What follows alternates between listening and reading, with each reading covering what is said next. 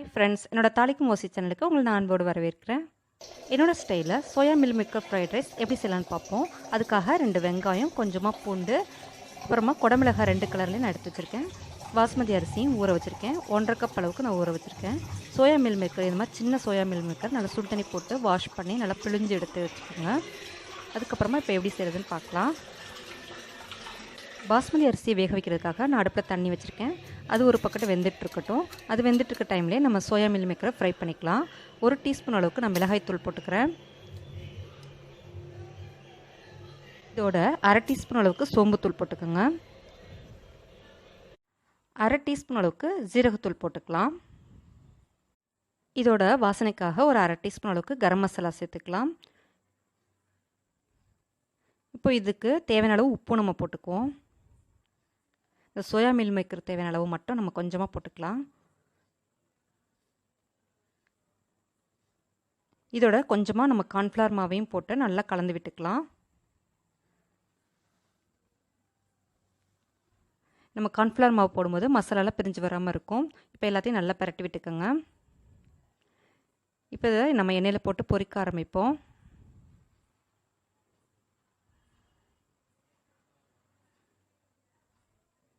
இப்போ இதை நல்லா கலந்து வச்சாச்சு. இப்போ எண்ணெயில் கொஞ்சம் கொஞ்சமாக நம்ம போட்டு எடுத்துடலாம். எண்ணெய் நல்லா காஞ்சிருச்சு. இப்போ நம்ம சோயா மில் மேக்கரை 2-3 தடவையில் போட்டு நம்ம ஃப்ரை பண்ணி எடுத்துக்கலாம்.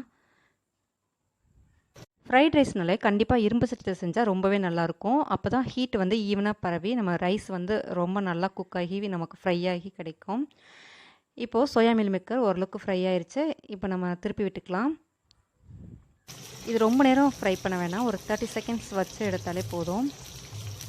இது சின்ன மில் மேக்கர்ன்றதுனால ஈஸியாக நமக்கு ஃப்ரை ஆயிடுச்சு. இப்போ நம்ம இதை எடுத்துடலாம்.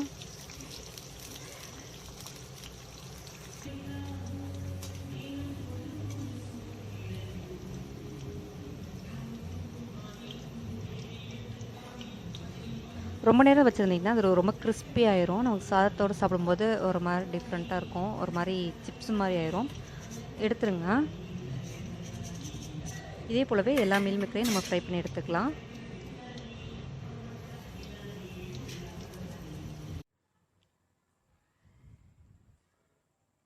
இப்போ நம்ம இதை ஃப்ரை பண்ணிகிட்டு இருக்கும்போதே சாதமும் வெந்துட்டுருக்கு பாருங்கள். நம்ம சாதம் வேகும்போது கொஞ்சமாக 1 டீஸ்பூன் அளவுக்கு எண்ணெயும் கொஞ்சமாக உப்பும் போட்டு நம்ம வேக வச்சுக்கலாம். இதை அப்படியே ஒரு வடிகட்டியில் வடித்து விட்ருவோம். இது ரொம்ப குழைய விடாமல் கொஞ்சம் உதிராக இருக்கிற மாதிரி பார்த்து வடிச்சுக்கோங்க.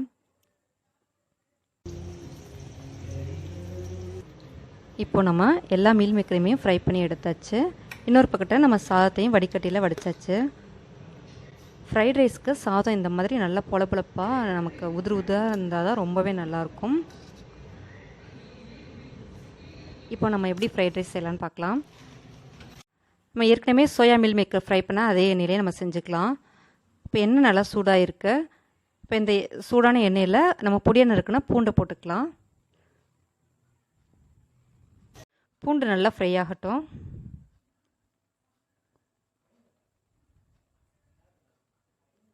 இதில் நீளமாக நறுக்குனா வெங்காயத்தை நம்ம சேர்த்துக்கலாம். வெங்காயமும் நல்லா ஃப்ரை ஆகட்டும். இதில் சிவப்பு குடமிளகாய் ஒரு 1/2 குடமிளகாய் அளவுக்கு நான் இதில் சேர்க்குறேன். அடுத்து பச்சை கலர் குடமிளகாயை நம்ம சேர்த்துக்கலாம். இப்போ இது எல்லாத்தையும் நல்லா ஃப்ரை பண்ணிக்கோங்க. இதோட நம்ம முட்டைக்கோசையும் நம்ம நீளமாக நறுக்கி சேர்த்தோம்னா ரொம்ப நல்லாயிருக்கும். ஆனால் நான் எதுவும் சேர்க்கல.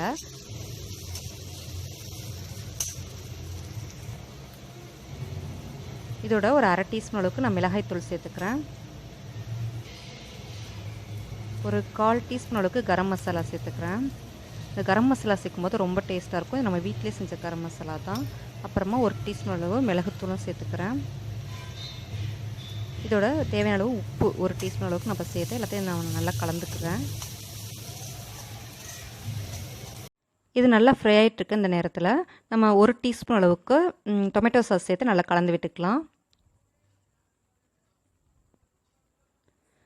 இதோட நம்ம ஏற்கனவே ஃப்ரை பண்ணி வச்ச சோயா மில் மேக்கரையும் சேர்த்து நல்லா கலந்து விட்டுக்கோங்க.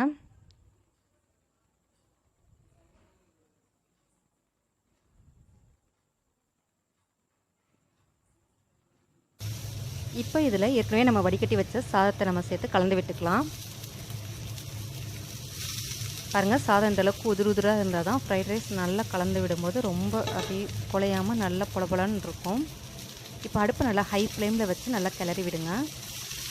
ஏற்கனவே நம்ம சாதத்தில் உப்பு போட்டு தான் நான் வேக வச்சு வச்சுருக்கேன். தேவைப்பட்டால் கொஞ்சமாக உப்பும் கொஞ்சமாக மிளகுத்தூள் கூட சேர்த்துக்கலாம். பாருங்கள், இப்போ நல்லா கலந்து விட்டாச்சு. இதுக்கு மேலே கொஞ்சமாக கொத்தமல்லி இலையை தூவி நம்ம இறக்கிற வேண்டியது தான்.